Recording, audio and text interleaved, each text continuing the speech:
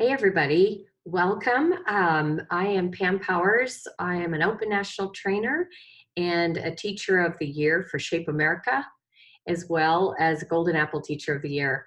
I am very excited to share with you today my love of multicultural dance and the joy it brought my students when I would teach it. So let's get started and talk a little bit more about multicultural dance. So I grew up in Albuquerque, New Mexico. I was a dancer from a very early age. I was in the New Mexico Ballet Company. I participated in numerous shows with the Civic Light Opera there. And that's where my love of different types of dance really grew. So everything from different countries, as well as classical ballet, as well as different varieties of countries from around the world. My love and joy of dancing just grew and grew.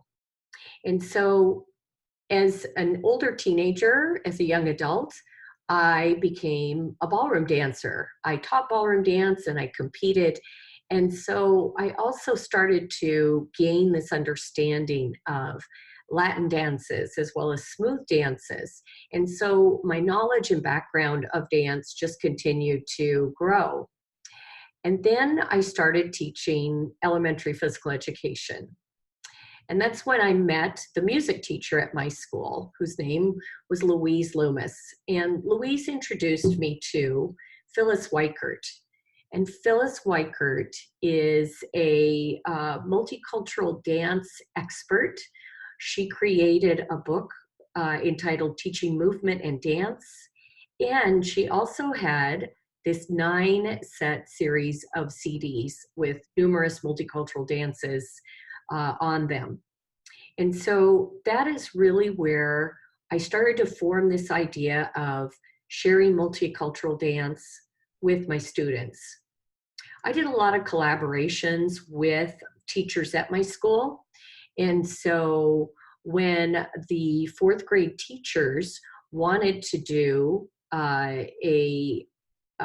information about work on different continents in the US and the geographical locations, I suggested that I start the multicultural dance unit.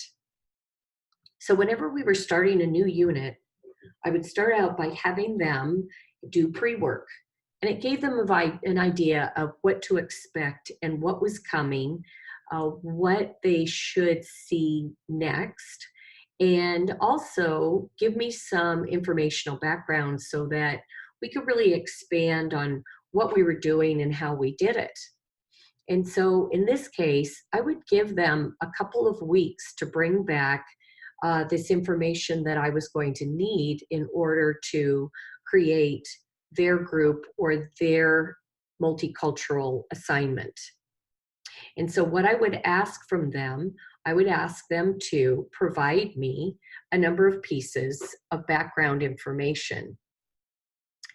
So I would give them a slip, and it was entitled, "What is your ethnic background?" And so at that point, ask them to take that home with them, talk to their parents, talk to grandparents, talk to other adults in their family to find out where they were from.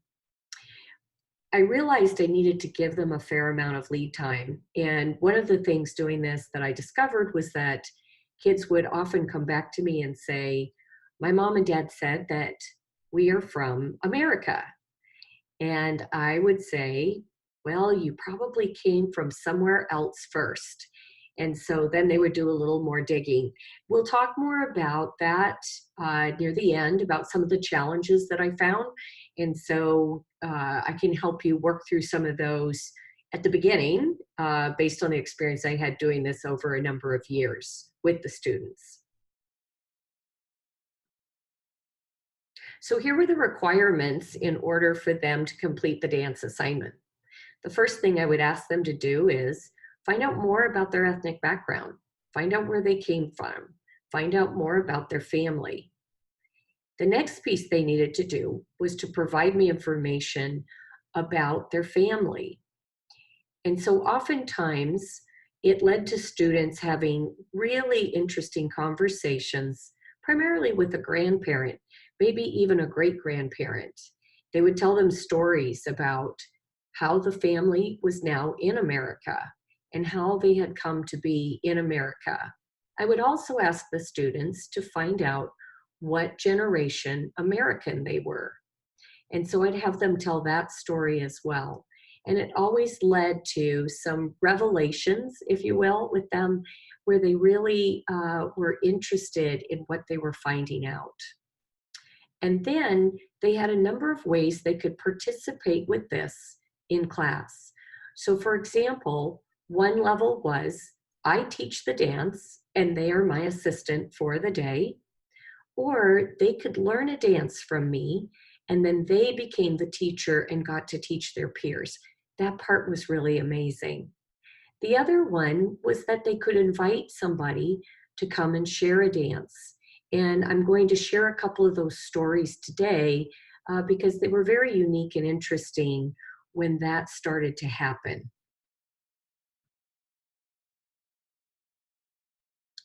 So here are a few of the ground pieces that I used. I would give them the pre-work for the upcoming unit. Then the students were given a couple of weeks to find out more. I would then have suggestions about where to look or who to talk to or how to find that information. The other piece was that going online became a great opportunity as well. And so students found out that they could go to the internet to find out a number of pieces. So I would suggest some websites to them as well to really help them out. The other thing that would happen is that oftentimes some of the families were already connected to cultural societies within the city, and so that helped also. Some students more than others have a strong sense of who they are and where they come from, and some students were connected with cultural societies, but didn't really realize the connection that it had with their ethnic background or where they come from. And so that was always interesting to see and find out as well with the students.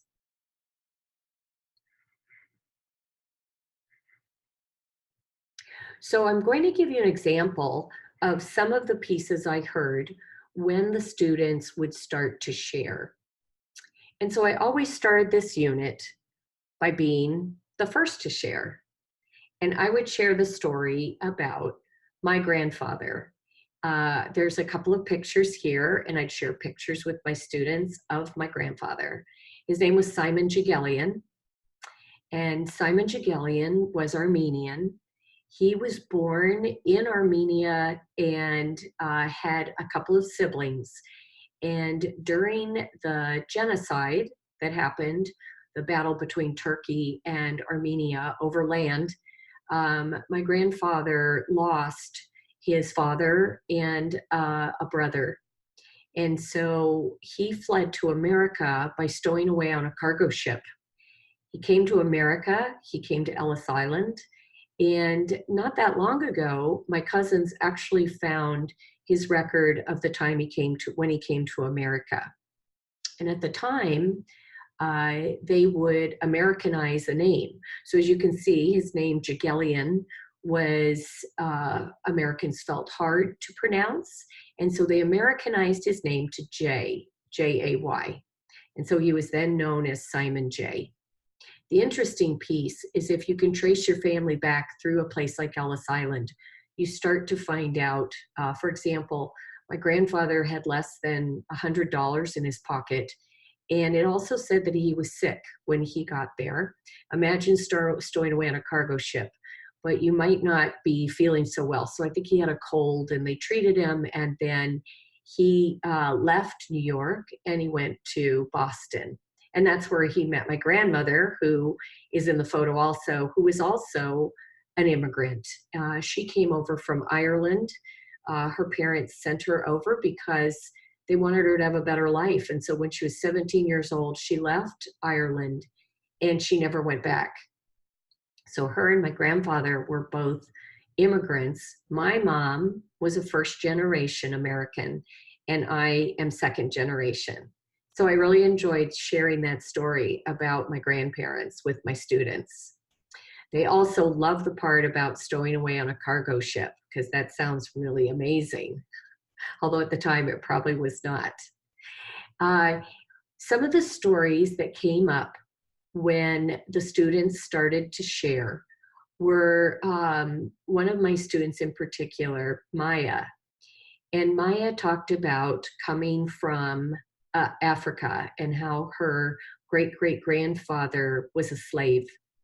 It was a very empowering moment in her class, and it was empowering for Maya to share where she was from, but most importantly, how her great great grandfather was able to become a free man in America. And so that was a very moving story and amazing to hear this young woman share. In addition to that, the other very interesting point for my students or moment was when my student Alan shared. And I'm going to give you a little bit of that story through our next piece when we start to talk. And I like to call it Alan and the light bulb. So one of the pieces that we would do is I would share this map of the world on the wall. And as a student shared where they were from, they would take a pin and they would put it into the part of the world where they came from. Over the years I did this, the most pins, they were always they were geographically located mostly in Europe. Most of us come from a European country, but there were others that came from other places and other parts of the world as well. And so when Alan, one of my students, came up to the board, he put his pin right in the middle of the US, just south of Albuquerque, New Mexico. And a number of my students asked, why did Alan put a pin in the US? You said we didn't come from here. And I said, well, some of us actually did. And that's when Alan would talk about his heritage and his ethnic background as a Sandia Indian that was born and raised in North America. And that's where his family was from. Albuquerque, New Mexico, just for a little geographical background, is surrounded by pueblos and Native American reservations. And so a number of them, while I was teaching, had opened casinos. So casino money was helping support kids go to school, kindergarten through college and beyond. And so any child who applied and got into a school, so my school was a private school, the reservation paid for Alan to go to our school. He went on to another private middle school and high school. And so Alan had that opportunity to come to our school, and he shared this information. So having him share a dance was also interesting because in the Native American culture, dance, as in so many different cultures, is a big part of what they do and how they celebrate different events or things going on. With that, particularly in Native American culture, a number of the dances are sacred. And so the only people who are allowed to watch them are other members of that particular reservation. And so with Alan, we discussed that. We talked about the meaning of it. But in turn, Alan invited his class to come out and watch the feast day dances, which were open to the public. And so a number of his classmates got to go and watch Alan dance out at the reservation. That was a very unique time and a moment with what our students did and how some of them got to share outside of what others were doing. So it was a pretty amazing opportunity for our class. So on presentation day, the pieces that would happen would be The students would share a story, and then they would assist in the dance however they may choose. So they might assist as my partner, they might even teach a dance themselves, or they might be able to introduce an invited guest. I found every piece of this to be so incredibly powerful. No matter what level a student chose to do this, it was always so incredibly unique and different for every single student. So if you do the piece where you have an invited guest teacher, here are a few things that you probably want to do prior. If you can, connect with the presenter, find out more about them. That way you can give them a background about the students. Also, you can talk to them about what your expectations are and what would really value, what the students would really value from with their presentation. And continue with that. Also, find out dates that work for the guests to come with the class. I did have to make some exceptions with this because there were presenters who were just too incredible to pass up. And so we did have a couple that came after the unit had ended, but timeline-wise, they couldn't come in those next 2 weeks. They had to come a little bit later, and that was okay also. And then also check and see what this presenter might need. Do they need a microphone? Do they need sound? Do they need anything else that would help in creating value with what their dance was? I was very excited when one of my students, who had a background where she was from Spain, had been studying flamenco dance with Eva Enseñas. If you look her up online, you will find that she is a world-renowned flamenco artist, teacher, presenter, and she was located in Albuquerque, New Mexico, teaching flamenco dance. So she came to my school. She taught outside on the basketball court because we didn't have an indoor facility. And that is where she taught this class of fourth graders some flamenco dance. And it was a tremendous experience. She was generous and kind with her time, and also just shared her love and passion around dance and movement with my students. If any of your students have somebody they're connected with like this is an excellent resource to help out with creating such a powerful opportunity for the rest of the class as well. Plus, she probably got a couple people who wanted to take flamenco dance. So one of the opportunities is to actually teach a dance and help the students learn the dance to do with their class. But sometimes I would go ahead and I would teach them.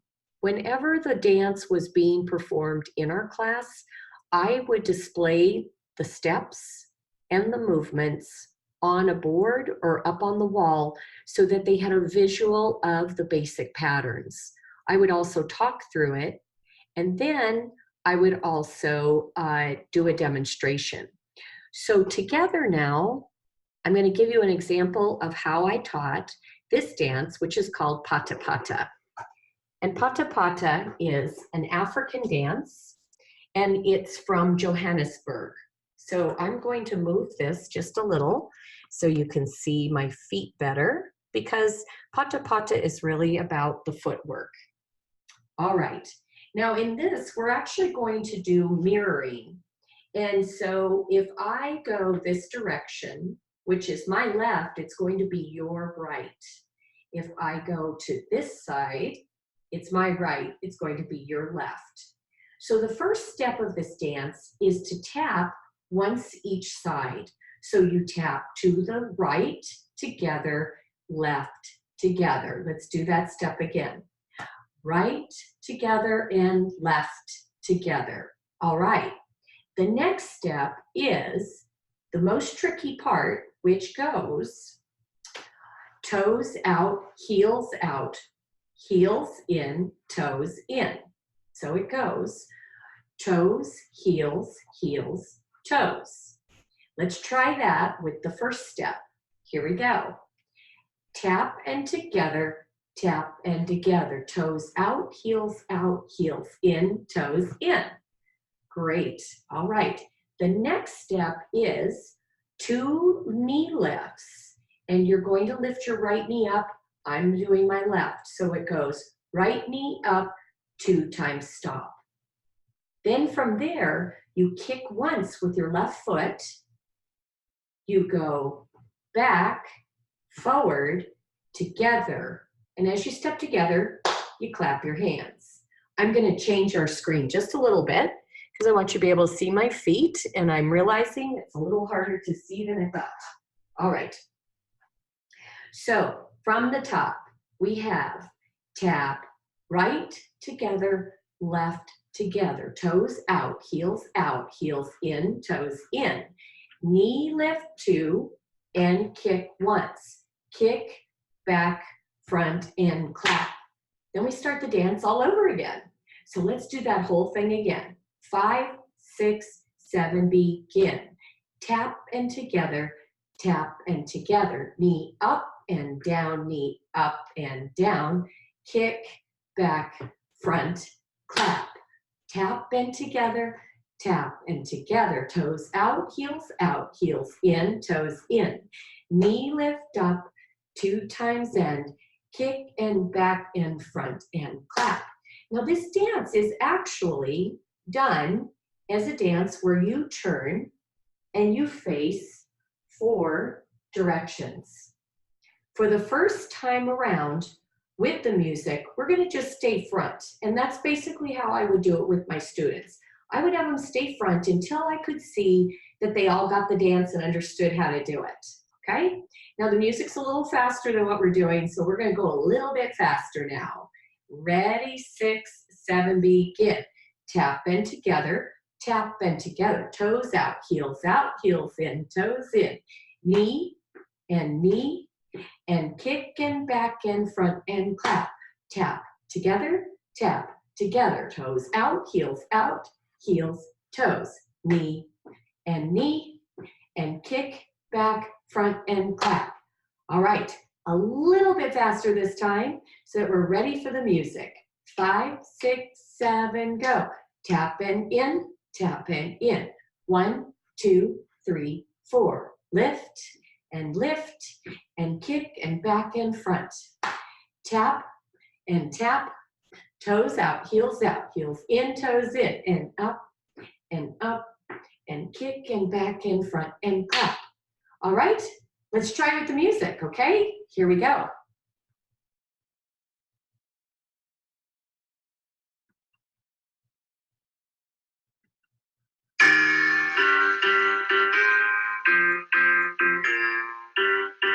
Ready, 6, 7, go.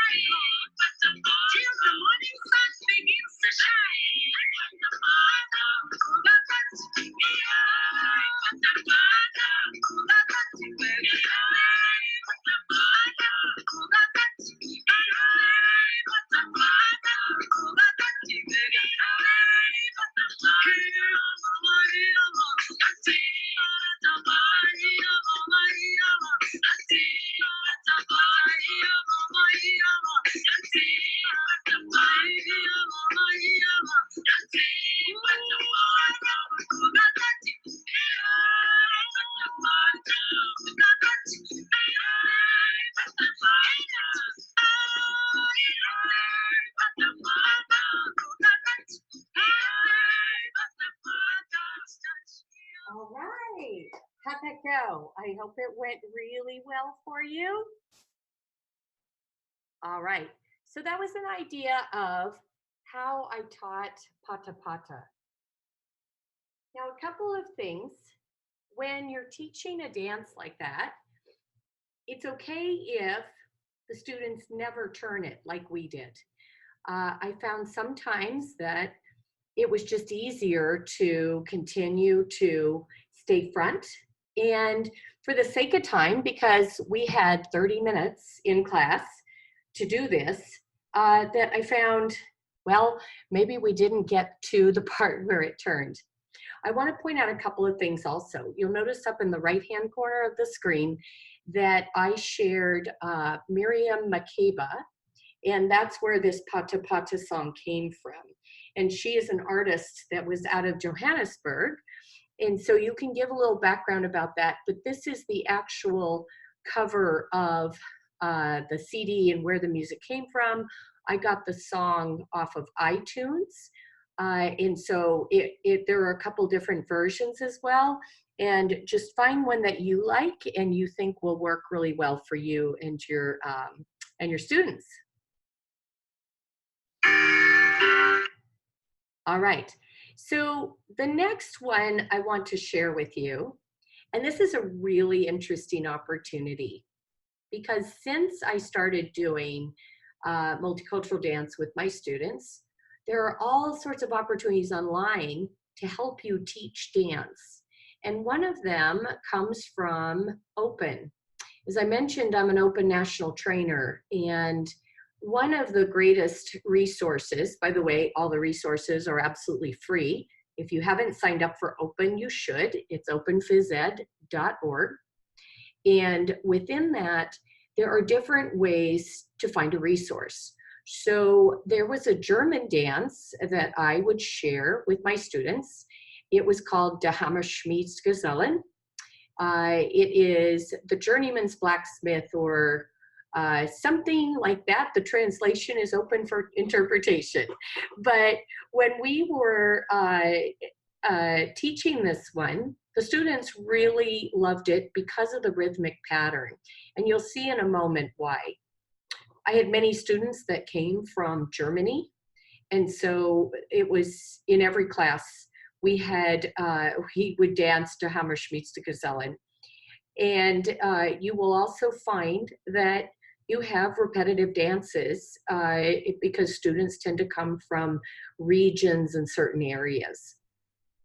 So on Open, not only do they have the lesson plan format and the instructions, but we created YouTube videos. And so let's take a look at what we did to help create this dance. It is listed in the middle school module.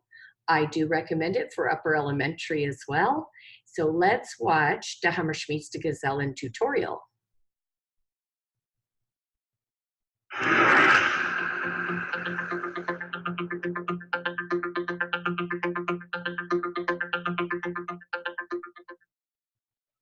Hi, I'm Brandon Herwick, Open National Trainer, and joining me to teach this dance today is Pam Powers, Open National Trainer. Today we're going to do a dance from Germany, which is called The Hammerschmiedsgesellen, which means the Blacksmiths Apprentice. This dance imitates the movements of a blacksmith. We're going to learn this dance first in pairs, and then we're going to learn this dance in groups of 4. This dance has 2 parts. In part 1, we're going to learn 2 components of part 1. So please face your partner. As you have your students and partners, they're going to first learn 6 counts of movements. We're going to start by tapping our thighs, 1, then tapping our bellies, 2, clapping your hands together, 3, then clapping the right hand with your partner's right hand, your left hand with your partner's left hand, and then both hands together. Let's try it. 1, 2, 3, 4, 5, 6. Again, 1, 2, 3, 4, 5, and 6. That's the first component of part 1. The way you can teach this is to have all of your students in pairs, possibly in 2 lines, teach that first component. Second component of part 1, which starts at the 4, 5, and 6. So have your students face each other. They're going to start with the right hand, then with the left hand, then together, and then pull back down to the thighs for the first count. 1. So let's start back up here at 4, 5, 6, then start it over 1, 2, 3. Here we go. 4, 5, 6, 1, 2, 3, 4, 5, 6, 1, 2, 3, 4, 5, 6, 1, 2, 3, 4, 5, 6. As you probably can tell, as you do this, you want to try to speed up. Try to remind your students to stay on the beat. Right now, we're going to have these two pairs practice component 1 and component 2. You're going to start at 4, 5, 6. You're going to start at 1, 2, 3. Ready? Let's try it 3 times. Go ahead.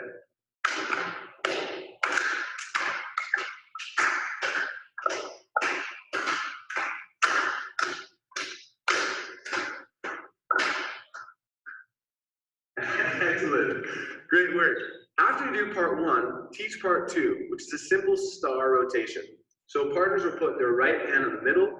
They could be touching, they could just meet in the middle, and you're going to walk in a clockwise motion.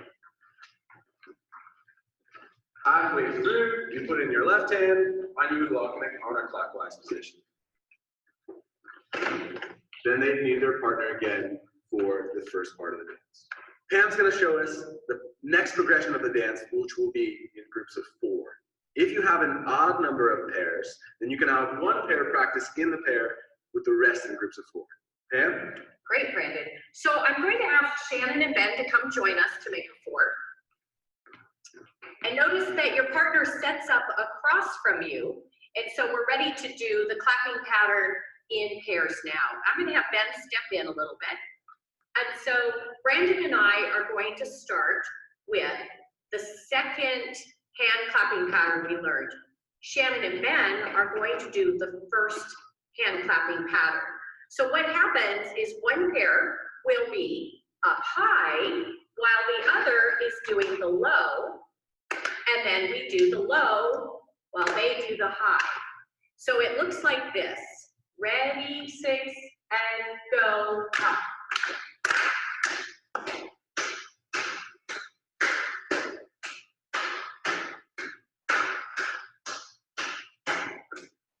And stop. Very nice. One thing you'll notice when you start to teach this with groups is notice when Brandon was teaching the clapping, he counted out 4, 5, 6, even though that was where we were starting, while Ben and Shannon were doing 1, 2, 3. So keep in mind when you teach this, it's hard to count it for the students while you're doing it. So it's important to give them sort of a 1, 2, 3, ready, start now, and then they can begin the practice of the up and the down. It's also fun to switch. Let Ben and Shannon do the second part first, and let Brandon and myself do the first part. So let them switch around so they learn all the different ways of doing this.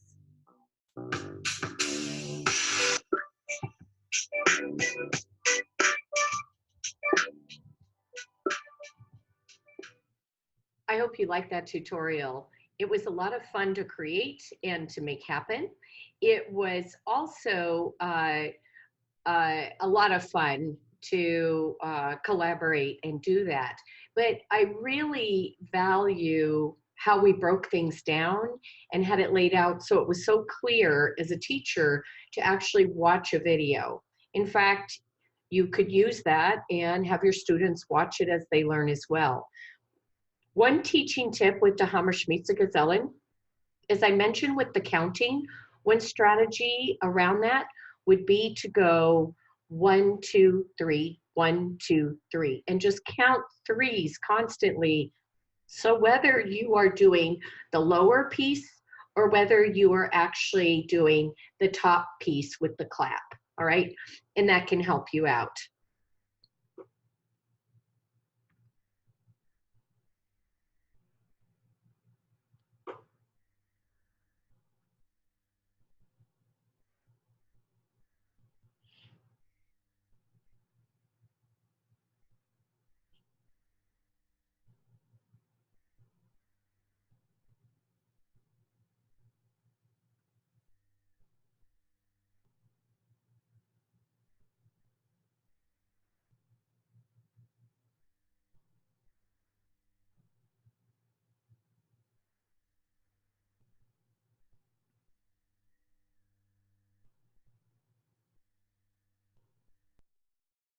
Hey, so that was an example of how I used to help my students to learn a multicultural dance, either if I were teaching it during class, or if they had come in before school, or if they came in at lunchtime because they wanted to teach the dance. That is how I would break it down for them and teach it to them as well. So they understood how to teach the dance themselves to the rest of their class. Again, as I mentioned, a majority of the kids loved coming in and learning the dance so that they could teach it themselves. So let's go ahead and take a look at another opportunity and another way and another great resource for teaching dance. This one comes from Open. And since I started teaching and doing this multicultural unit, originally I didn't have this great resource. So what I really like about it is that in the Open modules, there are a number of links for YouTube videos. So you can go on, you can watch how a game is played. And in this case, you can watch how to teach a dance. You could use it potentially to show to the students as well, or use it as yourself as a really great tutorial. And that's how we filmed it. So I want you to take a look and watch and see how to teach De Hammerschmiedste Gesellen.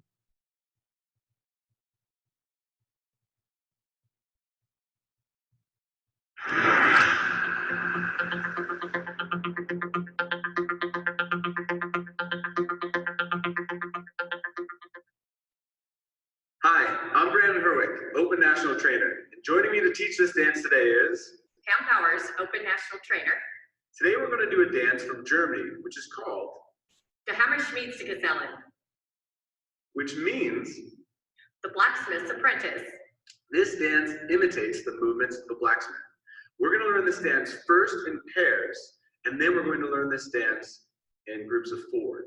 This dance has 2 parts.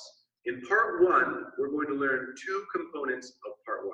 So please face your partner. As you have your students and partners, they're going to first learn 6 counts of movements. We're going to start by tapping our thighs, 1, then tapping our bellies, 2, clapping our hands together, 3, and clapping the right hand with your partner's right hand, your left hand with your partner's left hand, and then both hands together. Let's try it. 1, 2, 3, 4, 5, 6. Again, 1, 2, 3, 4, 5, and 6. That's the first component of part 1. The way you can teach this is to have all of your students in pairs, possibly in 2 lines, teach that first component. Second component of part 1, which starts at the 4, 5, and 6. So have your students face each other. They're going to start with the right hand, then with the left hand, then together, and then go back down to the thighs for the first count. 1. So let's start back up here at 4, 5, 6, then start it over 1, 2, 3. Here we go. 4, 5, 6. 1, 2, 3, 4, 5, 6. 1, 2, 3, 4, 5, 6. 1, 2, 3, 4, 5, and 6. As you probably can tell, as you do this, you want to try to speed up. Try to remind your students to stay on the beat. Right now, we're going to have these 2 pairs practice component 1 and component 2. You're going to start at 4, 5, 6. You're going to start at 1, 2, 3. Ready? Let's try it 3 times. Go ahead.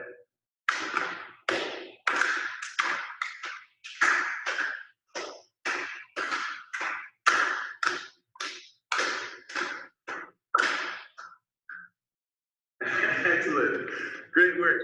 After you do part 1, teach part 2, which is a simple star rotation. So partners will put their right hand in the middle. They could be touching, they could just meet in the middle, and you're going to walk in a clockwise motion. Halfway through, you put in your left hand, and you would walk in a counterclockwise position. Then they meet their partner again for the first part of the dance. Pam's going to show us the next progression of the dance, which will be in groups of 4. If you have an odd number of pairs, then you can have 1 pair practice in the pair with the rest in groups of 4. Pam? Great, Brandon. So I'm going to ask Shannon and Ben to come join us to make a 4. And notice that your partner sets up across from you, And so we're ready to do the clapping pattern in pairs now. I'm going to have Ben step in a little bit. And so Brandon and I are going to start with the second hand clapping pattern we learned. Shannon and Ben are going to do the first hand clapping pattern. So what happens is one pair will be up high while the other is doing the low, and then we do the low while they do the high. So it looks like this. Ready, 6, and go up.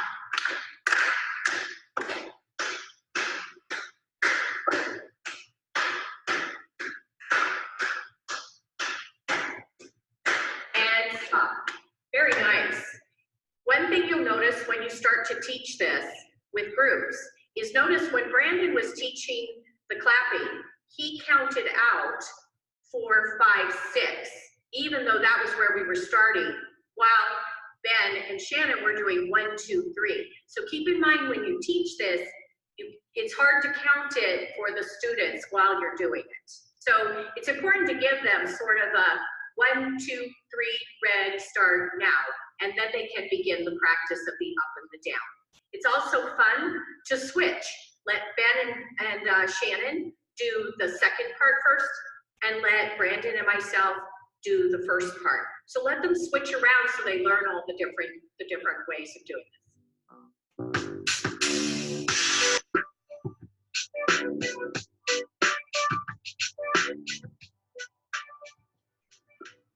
So that's a great opportunity and such an amazing resource to be able to use with your students. I'm going to give you another example here of another dance I would share and shared with students, but this gives you a different flavor and a different experience with it. So online, there are a number of different cultural societies, this one being a Russian cultural society, who actually recorded themselves in their traditional wear while they're doing the dance. This one is called Troika. So let's take a look at it.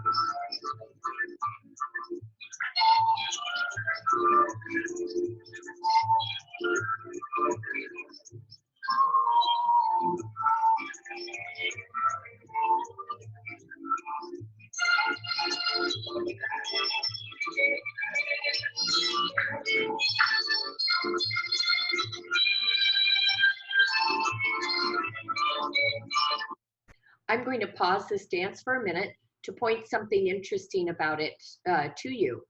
So the dance is 3 particular sections. So the first one that you watch is the dancers are running in a line of 3. So let's watch that.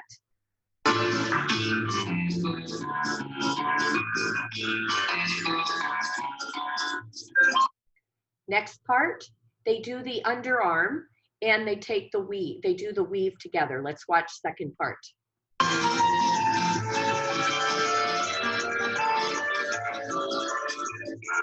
Third section, they circle to clockwise, stomp, and then they circle the other way. And on this last section, the middle person is the one that gets to go through and go to the next group. So let's watch that.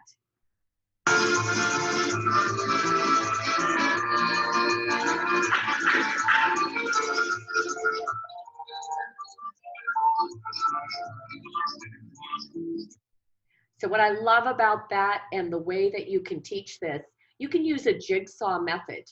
So you can have each of the people assigned a certain place. You're the outside person, the middle, or the inside person, because they always have a similar role. You have them learn their part with a group, and then they come back together and they teach their particular part. I do love that this is a dance of just a few steps, but it can be a very complicated dance because you change partners. I also recommend that when you do it enough or do it and rotate so that different students get to be that middle partner, because being the middle person is absolutely the most fun because you get to change and you rotate to different groups. So let's watch a little bit more here.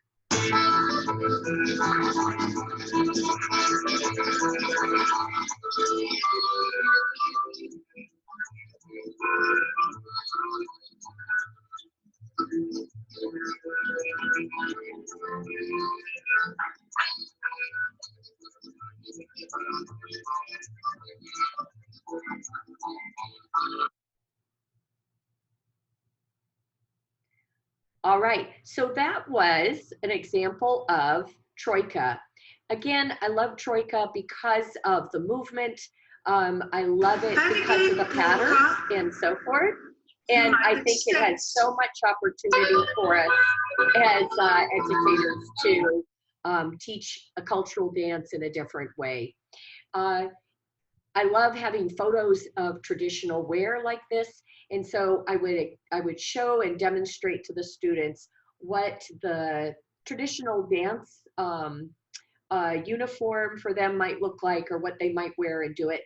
In this dance, I will also point out that there's a gentleman in the middle and then there's two women on the outside. In my class, it was always a variety. It was either the inside person, the outside person, or it is also the person who got to be that middle partner that did the next movement. So it didn't matter what gender, we were in groups of 3 as we did it.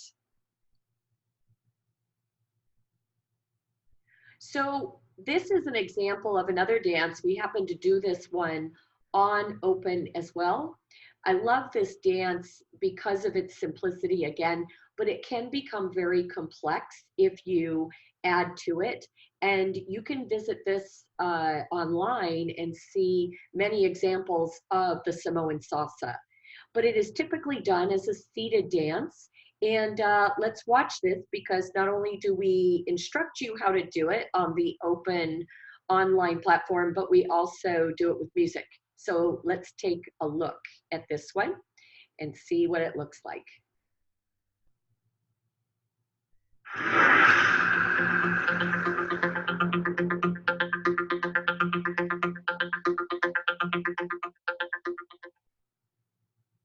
Hi y'all, Pam Powers here with my Open National Trainer friends. We're going to share a multicultural dance with you today called Samoa Salsa. Samoa Salsa is a Polynesian dance and you perform it in rows or straight lines, one seated behind the other. You can also do this dance standing up, but I like to do it seated, cross-legged, sit up as tall as you can, shoulders over your hips and hands on your thighs to start. So we're going to learn 3 different parts today. Step number 1 is a clapping pattern. The first clap we're going to learn is called a patty. Hands up, you're going to clap the fingers of one hand to the palm of the opposite, and we're going to do this 4 times. Ready? And patty, patty, patty, patty. Excellent. So now we're going to do our second clapping pattern. It's called po. We're going to cup our hands, turn them sideways. We're going to do a po clap 4 times. Ready? And 1, 2, 3, 4. Very good. Now let's put those 2 claps together. 4 patties, 4 pos, and then we'll repeat it through. Ready? And patty, patty, patty, patty, po, po, po, po. Patty, patty, patty, patty, po. And again. Patty, patty, patty, patty, po. Patty, patty, patty, patty, po. Stop. Excellent. That's step number 1. Now, step number 2 is going to add the patty and the po with what's called a flick and a slap. So hands are up. We do 1 patty, 1 po, and we're going to flick our hands. We do this by starting with our palms forward towards our face, roll our palms out and flick our hands up and out, slap our thighs, slap. So it's patty, po, flick, slap. Ready? Try that now. Patty, toe, flick, slap. Patty, toe, flick. Again. Patty, toe, flick, slap. One more time, stop. That is step number 2. Step number 3 is going to be flick, slap, flick, slap, flick, slap, patty, toe. It goes like this. Starting to our right, we're going to take our hands up and we're going to flick, slap the floor, flick, slap the floor, to the center, slap the floor, and patty and toe. Let's try that all together. Ready? And flick, slap, flick, slap, flick, slap, patty, toe. Flick, slap, flick, slap, flick, slap, patty, toe. Excellent. Now let's put all 3 steps together. Starting from the top, 5, 6, 7, begin. Patty, patty, patty, patty. Again, patty, patty, patty, patty. Again.